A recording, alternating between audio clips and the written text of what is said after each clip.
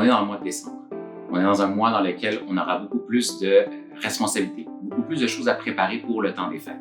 Et de notre côté, on a ces belles habitudes sur lesquelles on travaille depuis déjà quelques semaines, depuis quelques mois. Alors, c'est normal d'avoir un peu ce petit combat interne dans lequel on se dit comment je vais faire? Comment je vais faire pour maintenir mes bonnes habitudes pendant le temps des fêtes?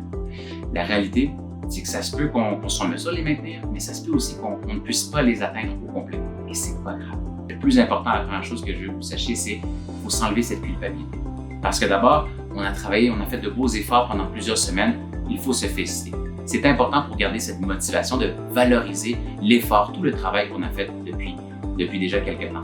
Maintenant, pendant le temps des fêtes, l'important, c'est d'en profiter, d'avoir du plaisir autrement.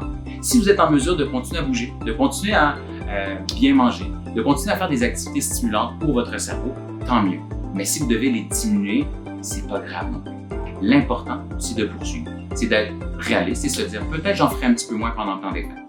Une autre approche qu'on peut avoir, c'est se dire je me donne un rendez-vous. Le 3 janvier, le 4 janvier, je reprends mes bonnes habitudes. De cette façon, on peut vivre plus le moment présent. On peut profiter davantage du temps des fêtes, et encore une fois, je le répète, sans se sentir coupable. C'est ça l'important. Cette période d'arrêt, cette période de pause permet un peu de reprendre de l'énergie, de recharger la batterie pour commencer la nouvelle année du bon pied. En gros, ce que je peux vous dire, c'est profiter des fêtes.